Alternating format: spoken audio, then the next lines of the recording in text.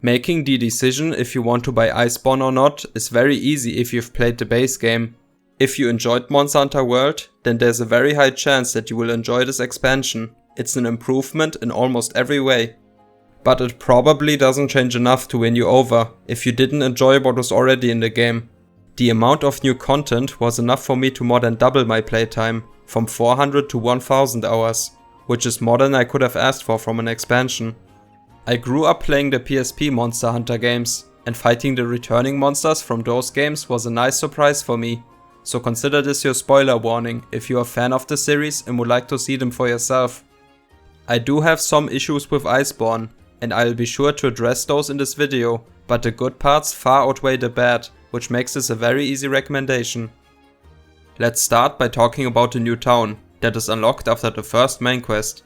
I am a huge fan of snowy areas in games, so it was no surprise to me that I ended up loving Seliana. There is a nice mix of very warm and inviting indoor areas and the cold outdoor parts. Everywhere you can see characters being busy and working on the town, which succeeded in making this place feel lively. Every NPC from the base game town is here, which made visiting the old town obsolete, and I don't really mind that. This is one of the best towns from all the games I played in the series. Only Poke Village ranks higher for me. The two new NPCs in this town are the Linian Researcher, where you can take on optional research requests, and the Tech Chief, who handles the Steamworks. The Steamworks is a minigame where you can spend fuel to gain essential items, like spheres for upgrading your armor or various healing items. You play it by randomly guessing a combination of 3 buttons or by holding a designated button to let the game guess for you. This can get very time consuming with the large amount of fuel you can gain in endgame content, so most players put a rubber band on their controller or let a script run that spams all buttons if they're playing on PC. An option to spend fuel at 10 times the rate for 10 times the output was added later, which helped to make this less tedious. Overall, I really like the addition of the Steamworks. The essential items you get from it, combined with the resources you can harvest from your farm, are more than enough to cover the items you spend during quests. This helped to cut down on boring gameplay, because you will spend less time farming for basic items and more time hunting monsters. Another good change made to the town is the new Gathering Hub. The Gathering Hub is the base of operations for online play, where you will team up with other players and hunt together, at least in theory, because the Gathering Hub in the base game town completely missed the mark for that. Essential NPCs that you visit after pretty much every hunt, like the smithy or your farm, were not present in the Gathering Hub. And so the fact that you had to go through another loading screen when going from the hub to these NPCs, combined with the fact that you could still join other people's quests outside of the hub, meant that nobody went there, except for the one siege quest where meeting in the hub was required. This made online lobbies feel like a wasteland, but luckily this was fixed in Iceborne. All the essential NPCs are in the hub. The only ones missing are the ecological research, where you can report your research about monsters to gather extra infos. You will only visit him a finite amount of times until you have researched every monster. The Linian Researcher, which is for side content and also finite. The Housekeeper to manage your safari, which you will only need to visit once every 5 quests and can also be safely ignored after enough playtime. The Elder Melder, where you can exchange certain items, you only need to visit her if you need some very specific things. And the Steamworks, where you will likely only spend your fuel at the end of a playing session. Most of your time can be spent inside the Gathering Hub if you want to, which makes it feel much more like an online game. It's nice to actually see the people you're playing with getting ready for the next hunt. There are also some cute interactable things while you wait for them to get ready. The story in Iceborne is kinda there, but I didn't care much for it. A lot of monsters start to migrate to a new continent because of a weird song they hear, so it's up to you to investigate, which means bullying the whole ecosystem. It gives some context to the gameplay, which is all it needed to do in a Monster Hunter game. The mystery to me was what's causing the song and can I make a cool weapon out of it.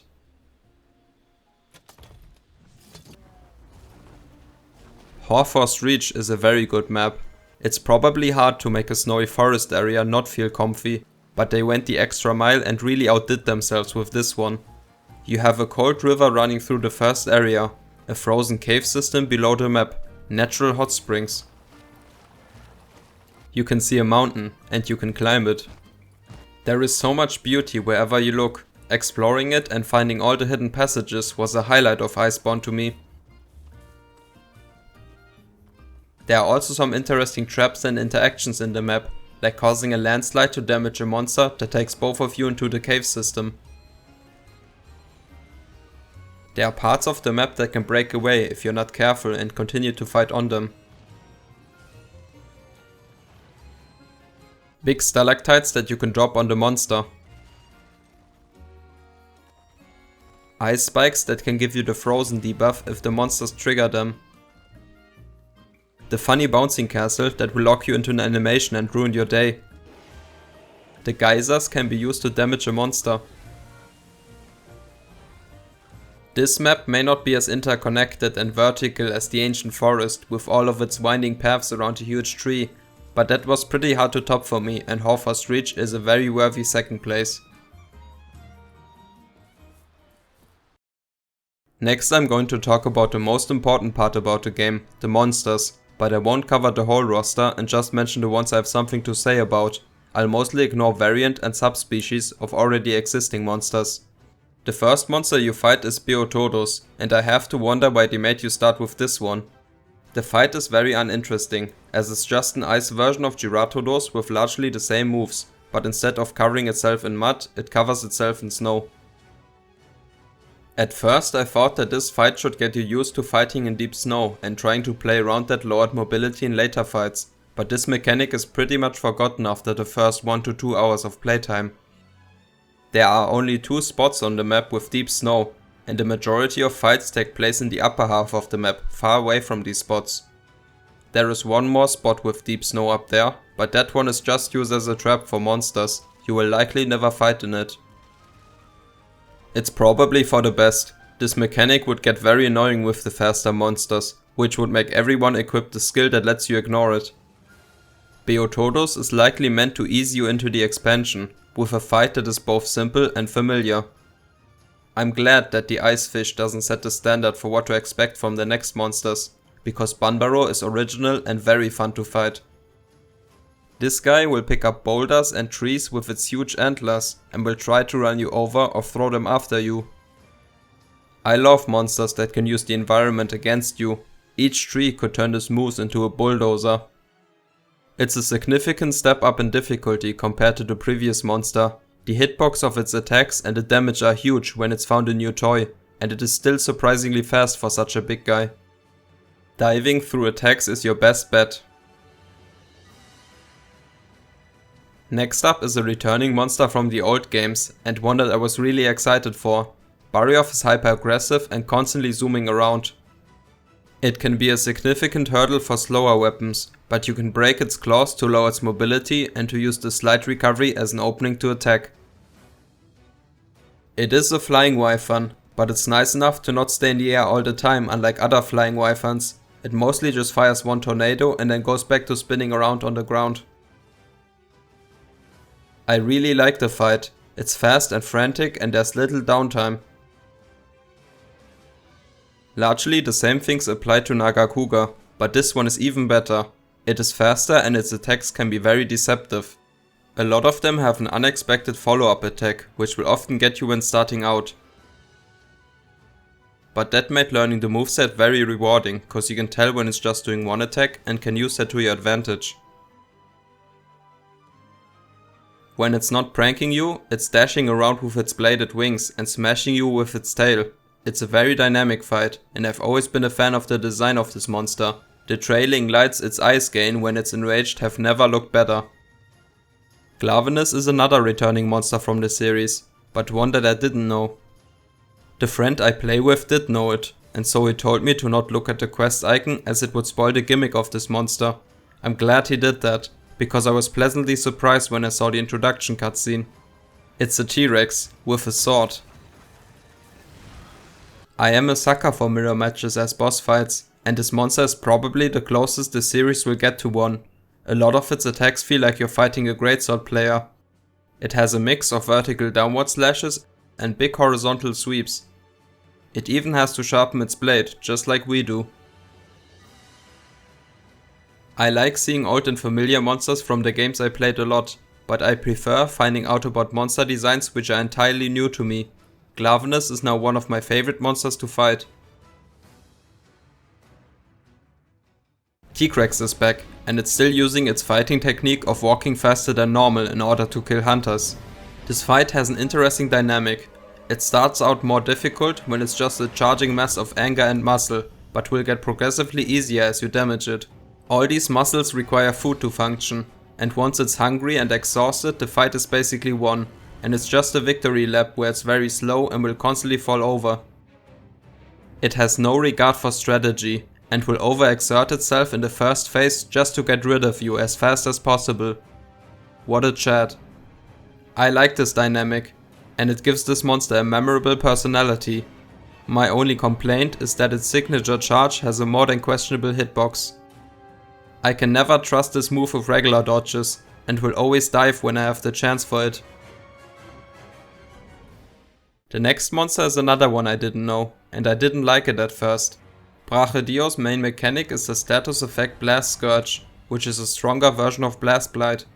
Whenever you step into one of its slime puddles, you get the status effect, and if you have it for too long, you explode. The way to get rid of it is by rolling a bunch of times. I didn't like this mechanic. It felt needlessly time consuming, because usually if you made a big mistake like doing a long and uninterruptible combo inside a puddle, the damage and punishment for that mistake came immediately. If you only stepped into the puddle and were able to roll away, then it was pretty much guaranteed that you are safe, but the game still required you to do the additional rolls before you could attack again, which felt like a lot of wasted time over the course of one hunt. But then I learned that you can just eat one Nullberry. I'm not sure if I'm an idiot or if this was badly communicated, probably a mix of both. The skill Blight Resistance doesn't protect you from Blast Blight, so I didn't think that Nullberries which remove blights would work either, but the wording is actually consistent with what is happening here. Blight Resistance specifically says elemental blights, and Blast is an abnormal status. Nullberries say they remove blights in general, no specification.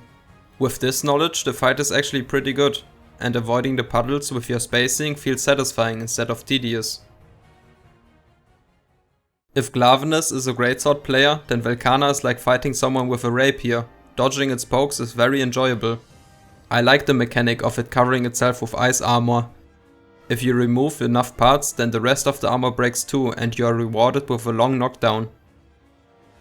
The fight can get a bit messy, with all the ice walls, ice patches on the ground, ice crystals spawning on you, while the monster is shooting even more ice at you, but it can also be used against it.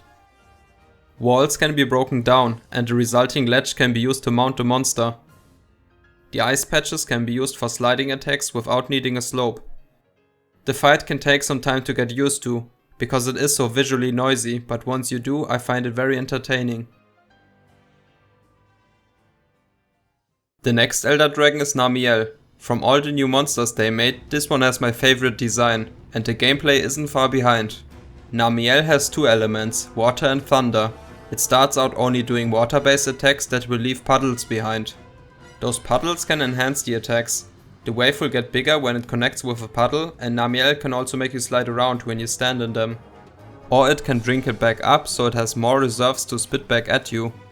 You can use Bright Moss with your slinger to clear up spaces for yourself. Namielle will charge itself up during the fight, and the moveset will increase with new thunder based attacks. Now the puddles will be even more dangerous, because the thunder will arc over to the surrounding puddles. It also gets a very deceptive counter attack, where it looks like it's stunned but then jumps forward with a thunder blast. The design changes too. As it charges up, the jellyfish-like wings will enter disco mode, and now you're fighting a light show. Once you've dealt enough damage, Namielle will want to leave the area, and will spend everything that's left on one supernova. It spits all of its water on the ground, and discharges all of its thunder into it. This attack will arc to all connected puddles. You better stand somewhere dry or be ready to dive once you hear the telling screech.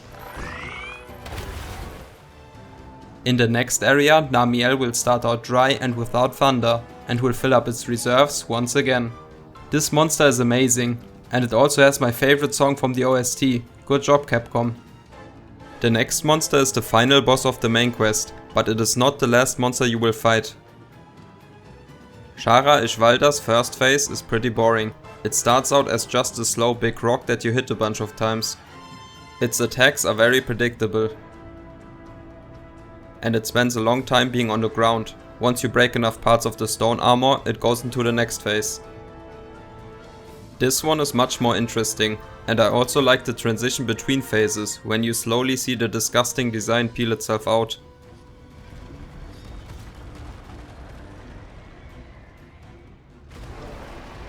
It has weird hands as wings and can create vibration from the fingertips to turn the ground into quicksand or to focus the vibration into beams. I really like the attack where it's just shooting one beam, cause it looks like it's pointing at someone and says screw this guy. The rest of the fight is pretty okay. It is a very unusual monster to fight and it can get you easily at the start when you're not used to the beams and the multiple swipes that can come both from its front legs and wing hands. But once you've seen the attacks a few times, it's very easy to dodge if you just stick to Shara and watch out for the swipe below it. The big Nova can be avoided by diving or by running as far away as possible. The design is definitely the best part about this monster. It was quite unnerving to see its eyes open up in the third phase and directly staring at the camera, not the player character.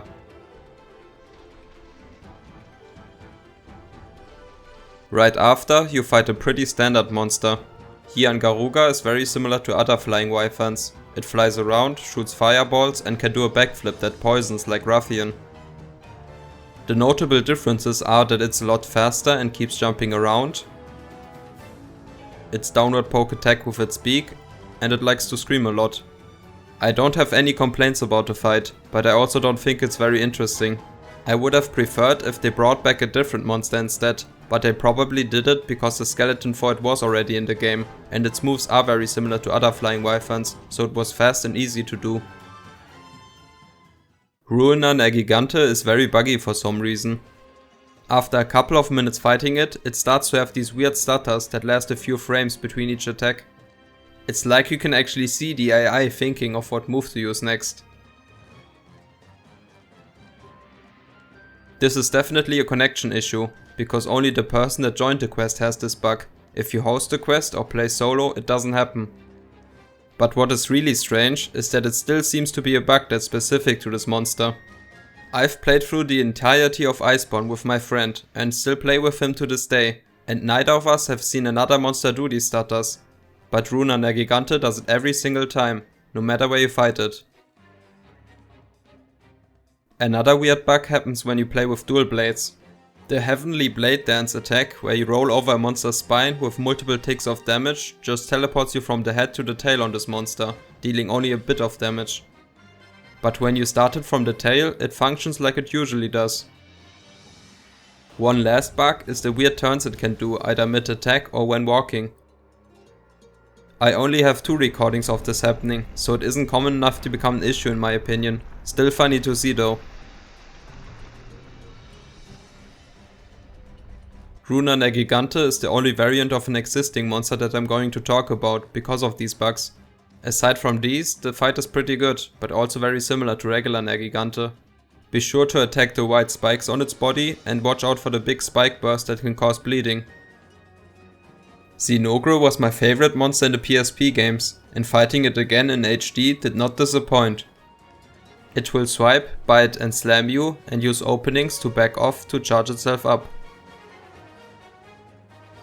Once it's charged, it can kill you very quickly.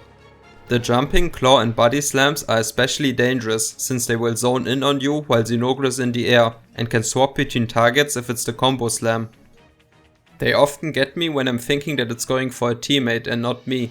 The best thing to do is to not trust that and always dive.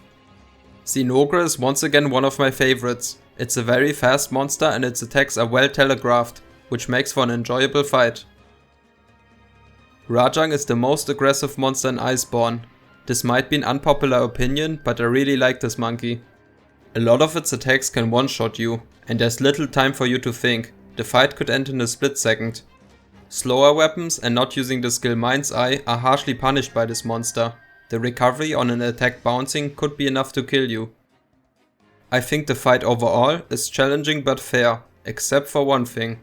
For whatever reason, the multiple swipe combo sometimes just skips the wind up and comes out instantly. I don't know why it does this. Because the attack usually has a very distinct tell that you can react to. Getting hit by this never feels right. Safi Jiva is the second to last monster that got introduced, and for a siege monster this one is pretty good, because it actually feels like fighting you instead of walking from one area to the next.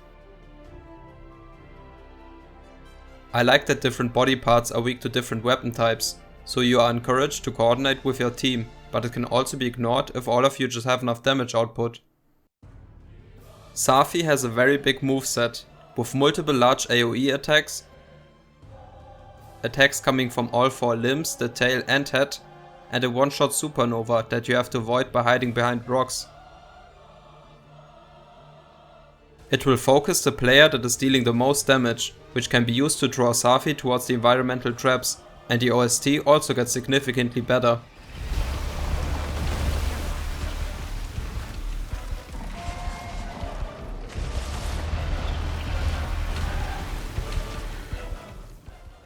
It's very enjoyable and decently challenging for the first few sieges.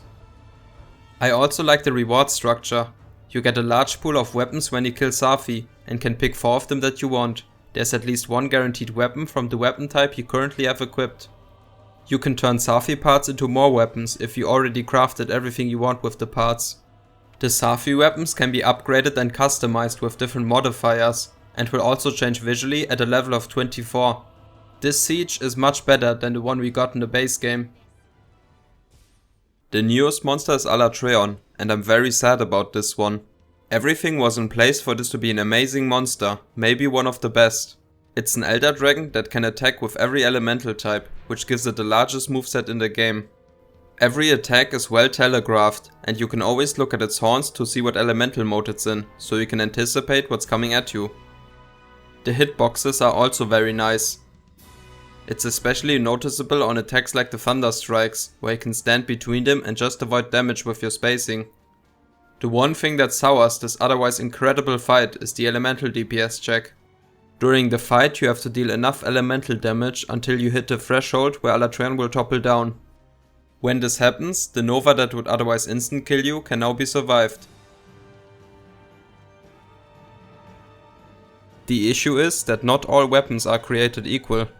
Some weapon types deal mostly raw damage, which does not help against the Nova, so in a group setting they are basically deadweight. Raw damage can still kill the monster, but you'll have a hard time getting to that point because the Novas will likely end your quest before it. You need to suppress Alatreon's power using elemental weapons. Speedrunners being able to do it with a non-optimal weapon is not really a metric to judge by, because they are so strong that they can kill Alatreon before the first Nova, so the DPS check doesn't even happen. The majority of players aren't at that level. A sadly viable strategy for the average human is to be forced to play around those feints solo, because in a group not hitting the threshold means 4 deaths, game over. So you play solo with a raw weapon, and just take the deaths as if they were a mechanic instead of a failure on your part. Hope that it dies before you run out of feints. I think this is a good indication that something is wrong. Telling me that some weapons should feint in order to beat the monster while other weapons don't is not in line with the usual design of the game. Weapon matchups are a thing in this game, but the result of taking a weapon that doesn't work as well against a certain monster was always a slower clear time and never eating feints, which just doesn't sit right with me and sets a bad precedent for the future monsters. There is actually a modifier for the elemental threshold that should help these weapons, but I have no other way to put this then. Capcom is just bad at math.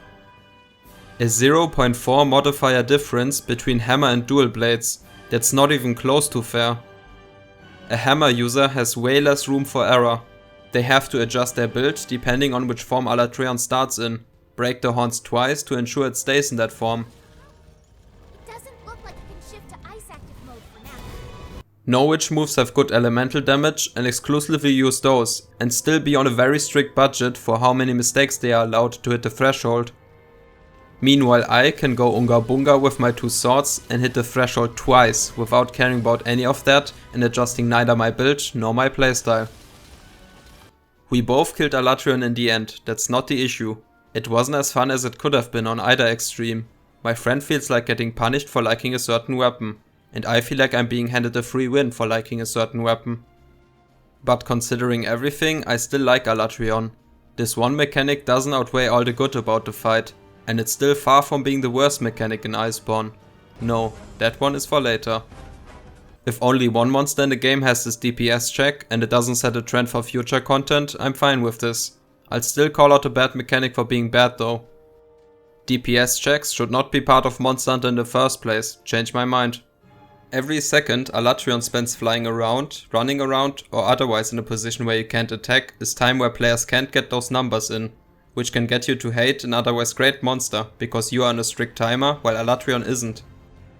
In my opinion, this game is at its lowest points when it's trying to mix MMO mechanics with the Monster Hunter gameplay, and they thankfully steered clear of that for the most part of Iceborne.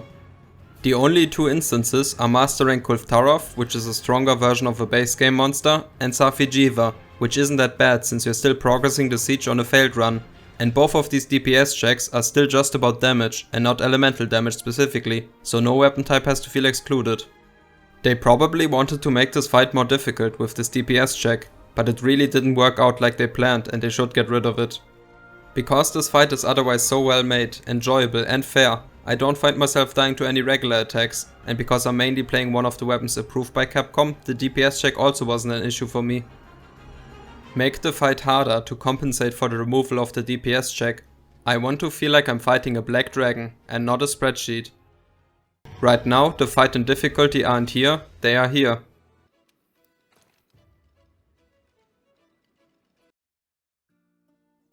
Now for weapons and armor. You obviously want to turn these monsters into gear. After all, this has always been a big appeal of this series. Going out to hunt monsters and then turning their claws, wings and scales into new armor pieces and weapons is part of the Monster Hunter experience. And they absolutely nailed it with the armors. They all look unique and amazing. Armor pieces look like actual armor that are handcrafted and fit to be worn by a hunter, and yet they also carry the colors and some of the features of the monsters they are made out of, so that you can always tell which armor comes from which monster. While playing through the story of Iceborne, I was always rushing towards the smithy after hunting a new monster to see the new set, and the game just never disappointed me. There are many armors that I don't like aesthetically, but that was never due to lazy design and always just a personal preference by me, which is great. I can see a lot of players preferring different armors. You can have a lot of player expression with these sets, and making loadouts with the different stats and fashion was always very fun. They absolutely nailed it with the armors, but they completely missed the mark with weapon designs. A very large portion of weapons are just a base bone or iron weapon with a monster part slapped onto the handle. This is especially infuriating with some of the returning monsters who already had good weapon designs in the old games. Surely it would be an easy job to remake these designs in HD, but nope, welcome to the Bone Zone. For some weapons they actually did do just that, and it works fine. Why fix what isn't broken? But some weapons still get the bone and iron treatment. My heart goes out to all the greatsword players. Remember Glavenus, that monster that had a greatsword for its tail? What should a greatsword look like? Ah yes, iron with a colorful handle. But hey, at least your cat gets a good design. Someone might look at all this and think that the weapon designers are just lazy, but I don't think that's the case. There are some genuinely good designs among the boring ones. I think the fault is all on Capcom. The weapon design team only consists of one lead and 4 designers. They probably had to cut corners during the development, which seems like poor planning to me. They went far and beyond with their attention to detail in other areas which many players won't notice. But the weapons, which are in your view for 90% of the playtime and are a core appeal of the series, only received a small dev team. They should have hired more. There is another point that supports this. Now that the full expansion is out and we are receiving 1 or 2 new monsters every few months, the bad weapon designs pretty much stopped. At this pace, the designers don't have to rush out a bad design anymore and actually have the time to create some amazing ones. They released a band-aid fix to address the bad designs in one of the updates by allowing you to swap out any design within the same weapon type. But you need endgame materials to do this, so your runs to the smithy after fighting a new monster will still be met with disappointment while playing through the story, and the overall pool of good weapon designs to choose from is still rather small once you have reached endgame. Aside from designs, the weapon types also received new mechanics, and thankfully it's looking much better in this department. I'm only going to talk about the weapons I play and am most familiar with, because the section would otherwise be too long and I'd just be listing off the changes for other weapons without any input of how they affect the gameplay. I play dual blades 80% of the time, because I like the fast and aggressive playstyle they promote. Chasing down a monster and narrowly dodging an attack with the step dodge and its quick recovery to keep on the aggression and sticking to the monster like an annoying little pest is very satisfying to me. Sadly, the new mechanics didn't expand on that, and are overall pretty lackluster. You can do an evade shot after any triangle attack, blade dance or demon flurry. This move has good iframes and covers a lot of ground, so you can use it when you need to get out of the monster's face quickly. The shot itself is a slinger burst, meaning that your ammunition is multiplied and you can have some serious knockout potential with slinger fawns compared to just shooting them the normal way. The second change is an alternative way to get into your clutch claw, so that you can wound a body part for extra damage. You need 3 circle attacks to set it up and the range is tiny, so it's basically only useful when the monster is on the ground or otherwise immobilized. But the attack afterwards wounds the body part guaranteed, compared to having to do 2 regular clutch claw attacks in a row, and for that alone it's worth it. The Switch Axe received my favorite changes overall. Previously the Axe mode was kinda underwhelming. It had good mobility and reach, but had far less damage output than the sword mode and was mostly used as a means to recharge your sword mode, so you can go back into it. The Axe mode received a couple of very nice changes in Iceborne that make it far more useful and enjoyable. After doing 3 wild swings, you will see your axe start to glow red. Inputting a triangle attack after that will let you do the heavy slam that deals good damage and buffs up your axe mode. In this new power axe mode, all your attacks will have higher stagger potential and a part breaker modifier. This change alone makes the Switch Axe an attractive choice. The part breaker armor skill stacks with the modifier from power axe mode, making this weapon one of the best tools for breaking off rare monster parts. Switching between modes is now much more incentivized. You can use the Axe mode to make a monster stagger or break apart, and then use that opening to dish out the damage with the sword mode. The wild swings were previously a very bad move, that left you vulnerable and didn't have the damage output to make up for that fact. Now it gets a damage boost after that red glow, and can be cancelled with a Slinger Burst that moves you far backwards and can stun the monster with the shot. Slinger Burst can also be used after a forward, side or fade slash to quickly turn your character around if you need to readjust. The fade slash also got improved and now covers more ground in Iceborne, so it became a good defensive move for disengaging from the monster. Sword mode got one new move. While doing an elemental discharge, you can do a claw attack to grapple onto the monster, and from there you can either wound the body part or finish with a zero-sum discharge. Both of these options are very good. These changes made the Switch Axe my second favorite weapon in the game. Before it felt like only half a weapon, but now that Axe mode has its uses, I'm playing with both modes equally and morphing between them depending on what's going on right now in the fight. Very good stuff. Sword and Shield changed a lot in Iceborne. It was always a good starting weapon, fast attacks with low recovery, a shield for safety, and a very fast sheathing time so you can get out of a bad situation. And it was still very viable with its good mounting potential, decent damage output, and ability to use items with the weapon drawn that made it especially useful in a support build. And in Iceborne it became an absolute damage powerhouse on top of all that. Perfect Rush can be started by pressing triangle after a backstep, or after performing a Slinger Burst by aiming your slinger with the weapon drawn and pressing R3 to switch it to burst mode. You need to time your triangle inputs with the red glow of your character during this combo to get the most damage out of it. And you do get a lot of damage out of it. Besides Perfect Rush and the Slinger Burst, Sword and Shield also got an alternative way to get into Clutch Claw, by inputting L2 during a dodge with the weapon drawn. This move has a lot of upward momentum, so it can be used to grapple onto a flying monster, and just like Dual Blades has an attack that wounds guaranteed. But unlike Dual Blades, the setup for this move is very quick and easy, which makes this the best way to wound something with Sword and Shield. The last weapon is the Longsword, and I didn't think it was possible, but they made it even more anime. The new Special Sheath gives you 2 moves. With Triangle, you will do a quick 2-strike attack. If it connects, then your Spirit Gauge will continuously rise for 15 seconds.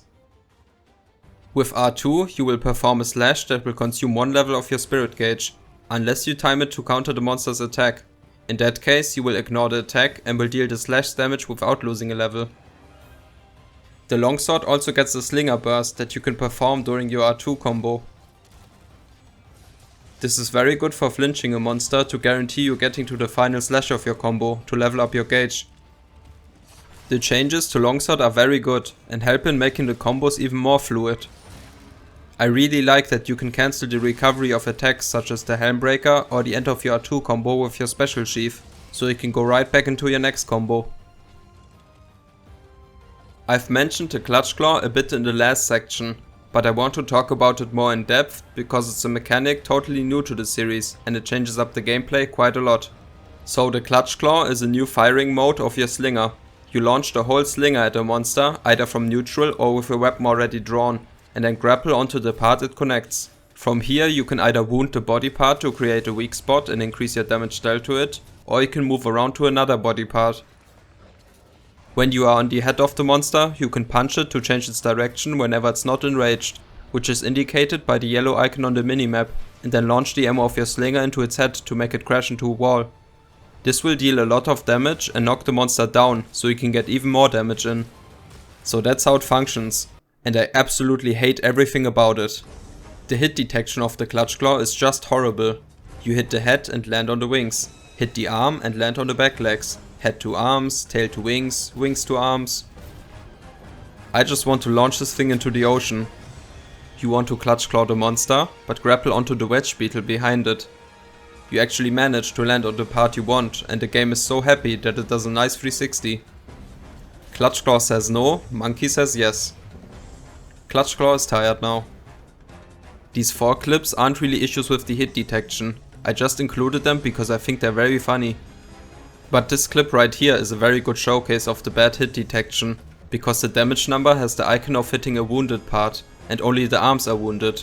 Why do I go to the back legs? Or here's my favorite clip. Standing on the left of the monster and it being moved through its body to the right side, so that you have to pass through its attack. Makes you wonder whose side the Clutch Claw is on. You just can't trust this thing. The game also has some weird rules about which attacks will knock you off the monster. The monster shoots a beam from its mouth while you are on the side, and you're completely fine. On a different monster, you die. For some attacks, the whole body becomes a hitbox, but then you also have some weird stuff like this. It is at least consistent in its inconsistency. The same attack of the same monster that hits you in a weird way will always work like that. So there's a learning process where you can't trust what's happening on screen and just have to memorize. When you actually manage to safely grapple onto the monster, the funny stuff still continues, and it has to do with weapon choice. Outside of one monster, the rest of the game is designed in a way where you can pick any weapon type you like and be just fine. There are weapons that hit hard but slow, and others that are fast but weak. It roughly comes out as the same damage output, so unless you care about speedruns where every second counts, you can just pick whatever's fun to you. There are no right and wrong choices. But the Clutch Claw wants to be a bit special, because there are clear right and wrong choices. Fast weapons need 2 attacks to wound a body part. I don't know why it has to be like this. It's not like the usual design philosophy applies here, where one weapon would have a faster Clutch Claw attack but needs to do 2, and the other has a slow attack but only needs 1. No, both are the same speed and have the same input. One weapon gets it, the other one has to go for round 2. The fast weapons create slinger ammo to compensate, but I don't subject myself to the funny stuff just for ammo, when the monster usually drops more than I can shoot. Some weapons have alternative Clutch Claw attacks with guaranteed wounding, but other weapons are eternally screwed. The thing is that Capcom seems to agree that this is bad. Safi Jiva, which is the newest siege monster at the point of writing this script, can be wounded by any weapon with any Clutch Claw attack in one try. And it works. You're not wasting extra time based on the weapon choice you made, and can instantly wound a body part for your team. I want this in the whole game. If they were to change the Clutch Claw to where you're not getting screwed by the hit detection, get knocked off by attacks that actually connect with you, and can always wound in one hit, the Clutch Claw would actually become still just okay, I think. Even disregarding all the issues with it, I don't even think it's that good of a mechanic in the first place. There are only 2 uses of the Clutch Claw that I'd consider fun, because of how ridiculous they are. Pushing a monster down the stairs and using one monster to hit another monster. The regular way of using the Clutch Claw already kinda existed in the form of mounting. You are on the monster, jump from body part to body part, and the reward is a big opening where you can get damage in. Someone who doesn't play this game probably couldn't even tell the difference between a hunter that is mounting and one using Clutch Claw. Avoiding the monster's attacks while mounting is way too easy and boring. I wish they would have expanded on mounting instead of introducing a very similar mechanic. With both mechanics in the game, I feel like the monster spends too much time being immobilized and not actively fighting you. Someone might say to just not use the Clutch Claw if I don't like it, and to that I say, I agree, that's what I am doing. You might have noticed a distinct lack of Clutch Claw in the general gameplay of this video. I only use it when I'm playing with other people, because the benefits are very much worth it for the team. But when I'm playing solo, this thing doesn't exist. I usually like to offer an idea of my own on how to improve a bad mechanic, but in the case of the Clutch Claw, I can't find it. It was a nice attempt, but it should just be scrapped. There's nothing worth salvaging here. Your cat also gets some new stuff to play with. No new tool was introduced, but every existing one got a third function.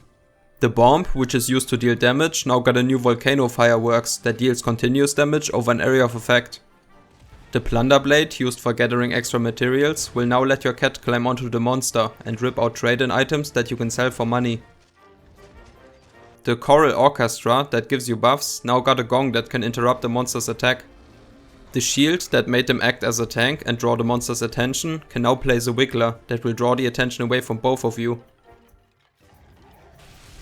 The flashfly cage that blinds and traps monsters can now place a mine that stuns an enemy and deals damage. And finally, the healing tool can revive you once per quest. I think almost all of these additions are great. They either stay in line with what the original tool was used for and enhance that in some way, or they give them a new secondary function. The animations are also fantastic.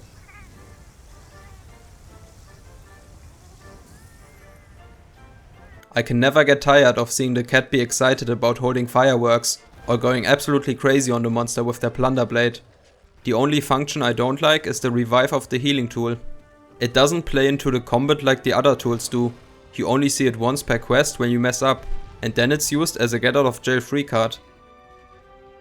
Iceborne also introduced a food skill called Safeguard, which gives your group one extra feint for a hunt. I think the skill itself is fine. You're choosing to not take valuable buffs like attack up or elemental resistance up for the sake of your group.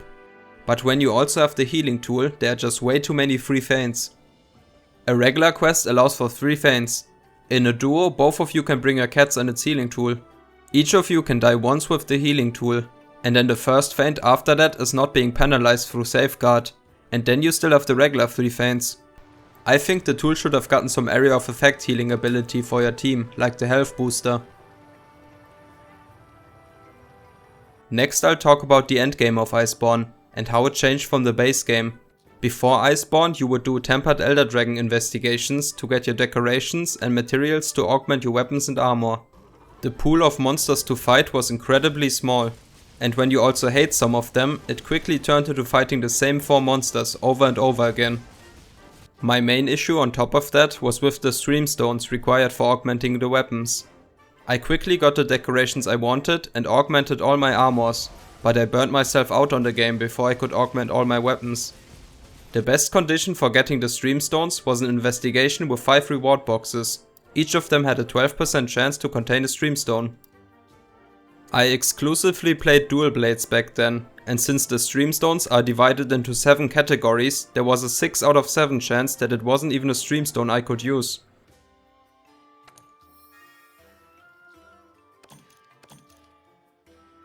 That was awful. Back then I wished for a trade-in mechanic, where I could spend a few unwanted Streamstones for one you do need, but Iceborne got a much better idea for endgame. Introducing the Guiding Lands. This map is a combination of all the other areas in the game. Monsters will spawn in and out, and you can hunt them for their unique drops used for augmenting weapons and armor. As far as concepts go, this is pretty much perfect for an endgame. It's amazing! Because it builds on everything that is already in the game, by giving you all the environments combined into one compact map, and also streamlining the gameplay by allowing you to continuously stay in one session and hunting monster after monster without loading times. The execution of this concept is also incredible, especially considering how horrible the endgame was before. Instead of fighting the same monsters for one roll at the luck machine, where there was a very high chance of walking away empty-handed, you now have a huge list of materials you want from different monsters, and will make steady progress because you're not fighting for one rare drop, but for many common drops. The only item that is somewhat rare is the Great Spirit Vein gem, but it's nowhere near as bad as the Streamstones were. They are not weapon type specific and can be used by all of them. They have a smaller drop chance, but way more opportunities to get one, making the overall chance to get one per hunt better than before. The pool of monsters that drop these is greater, so you have more variety. There is an event that has one guaranteed drop and a chance to get more than one. So I don't have any issue with the grinding of materials, but there's still a grind which I don't like. Each region in the Guiding Lands has a level that determines which monsters can spawn and therefore which materials you have access to. The level increases by hunting monsters in that specific region. The combined level of all regions can't exceed 27, so if you continue leveling up a region after that point, all the other regions will decrease. You can't have access to all the monsters at the same time. All this accomplishes is punishing solo only players. I'm playing with a friend, so the way we went about this was to level up our regions in a way that we cover every single region between the two of us, lock our regions and then be forever done with the system. A solo player would either have to level up their region each time they need a new material, and then be forced to do it all over again for something else, because the other regions are now back at level 1. Or they'd be forced to play online and find someone with the region level they need that is also willing to fight the monster they need. The process of leveling up a region itself is also pretty bad. By far the fastest way to level up is to trap the same monster over and over, while keeping a close eye on the region level. You have to know the regions a monster can spawn in, because a monster that can spawn in the Rotten and Coral region will level both of these up. So reaching the perfect equilibrium, where every region is at a specific level you want, needs an annoying level of micromanagement which is simply unfit for this series. Get rid of the de-leveling of regions. Make them progress slower to compensate if the intent was for players to not burn through content too quickly. Making steady progress on your regions by hunting monsters would be a lot more rewarding if you know the progress is permanent. The other part of endgame is getting your decorations to maximize the skills on your sets. The way of getting them hasn't changed much. It's still about doing high level investigations with 5 reward boxes, but the pool of monsters is much bigger, so that's good. There is also an event that gives a good amount of decorations.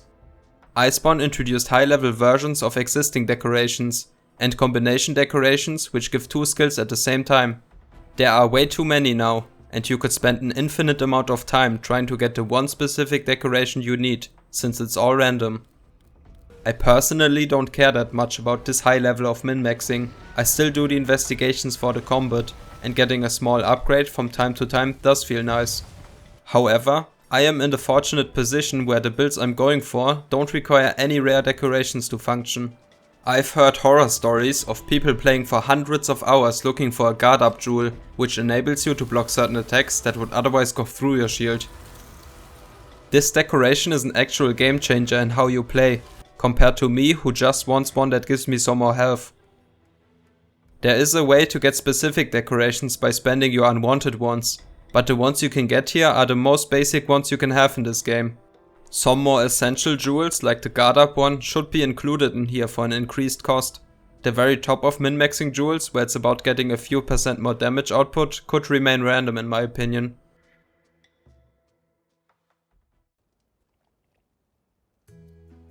When you're not hunting monsters, there's still a lot of other things you can do. My favorite side content is playing Animal Crossing. You can decorate your house and catch new friends to roam around in it. There's no real reason to do this aside from it looking good, which is all the reason I need. You can even save your house like a loadout and have many different looks. I went for an old-fashioned cabin look. You can visit other people's rooms and see how they like to decorate, it's very fun. New furniture is unlocked by progressing in the game, doing certain optional hunts, and the other side activities also have some for you to unlock. It was always a pleasure to get more customization for my room. The other side activities consist of taking on the research requests of the Linian researcher. He will ask you to take pictures of certain monster and feline tribe activities with 3 conditions your picture has to meet. The more conditions you check off, the better your reward. Hunting for treasures by solving riddles and maps given to you by the local tribes. And you can also get scammed by the tribes. What do I get for this ancient potion that instantly heals all damage, increases your maximum HP and negates all hunger? Oh cool, an insect. Well, I guess it is kinda cute. That's all the healing I will need. The only side activity which has a benefit for the regular gameplay is this trading. It increases their unity with you and makes them stronger when you recruit them for combat. Doing a quest for them will also unlock the environmental trap that can help you in a fight. And an Uber that can drive you around. Aside from this, all the side activities are self-contained with their rewards. For example, finding a treasure will unlock a new decoration for your room, so it can be safely ignored by players who find this type of content boring. I like it though. It's nice and relaxing and it works as a good break from hunting. Here are some more issues that didn't fit into the other sections. Playing through the main quests with a friend is still unnecessarily tedious. They did make one very good change to co-op. The monster's health now scales down for 2 players.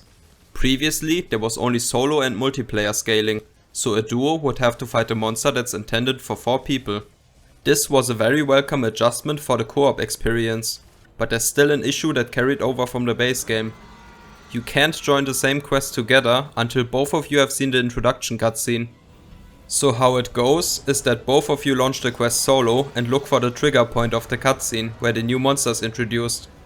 Then you leave the quest while the chaos is going on behind you and regroup for the same quest together for each main quest.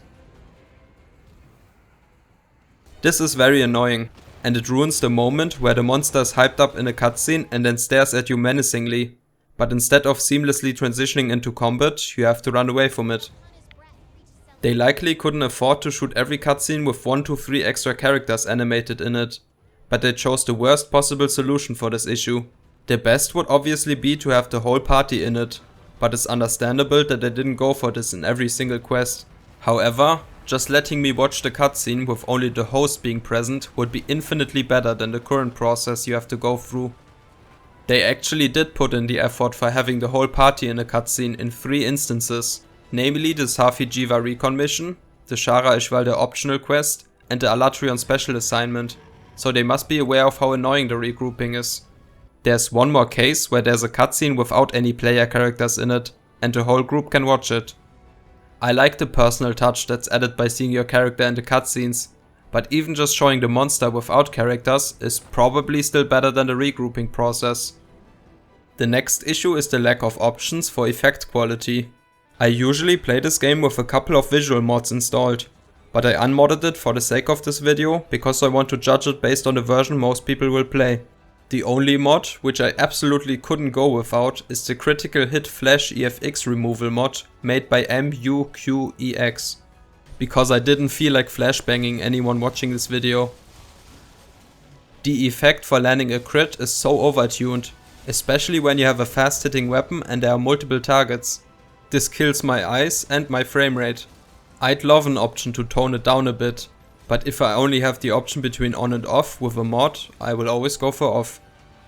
Elder Dragons in the Guiding Lands give your game a horrible filter. I get that they want to make the Elder Dragons feel special, but this is not it. The game usually has very nice and vibrant colors, but as soon as an Elder Dragon plays with the contrast settings of your screen, it all looks muted and blends in together. I can read that an Elder Dragon has showed up. I don't need them announcing their presence by making my game look worse. Gathering the drops of monsters in the Guiding Lands can get annoying sometimes. They are on a timer before they disappear, and you want to pick all of them up since these are the materials you go to the Guiding Lands for.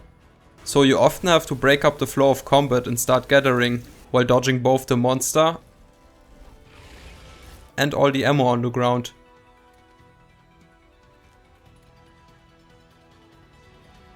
An action to scoop up many drops in one animation, letting my cat pick up the drops for me, or finally giving the net a function outside of catching friends would help here. I don't like the overall lack of search bars in the game. Making new loadouts can take some time in Iceborne because of the many combination jewels that got introduced. You have so many pages now, and the game sorts them differently depending on whether the jewel is already equipped on some item or not. You can sort them by skills, but then you still have to find that skill you want in this new list. Just letting me type the first few letters of the word would make this a lot quicker. The same could also help with crafting weapons and armors. The game has some very unspecific descriptions. The worst offender to me is the skill Power Prolonger. It says that it's increasing the duration certain weapon types stay powered up, and it's using the word slightly increases, increases and greatly increases for its 3 levels, which tells me nothing except for the fact that the skill probably gets better the more points you put into it. What is hidden here are the actual numbers and that the skill works differently on some weapons, but you can't know about this unless you look up the skill online or do some manual testing with the durations. The durations are increased by 10%, 20% and 40%. For dual blades and switch axe however, it's 30%, 60% and 100%. I would have liked to know this. The skill is very good, especially on switch axe where both your power axe mode and amped up state get the durations doubled. I don't get why some games do this. It's not like the game is internally working with these descriptive words. I'm pretty sure it's using numbers as modifiers, so why not be transparent and just tell me those? So those were my thoughts on Monster Hunter World Iceborne. I know I focused a lot on the negatives, so I want to make it clear how much I like this game. Most issues are very minor and don't take away from the general gameplay. The weird design choices and annoying things mostly happen outside of combat. When it's just about you hunting monsters, the game is almost flawless and incredibly fun, which luckily is 90% of the playtime.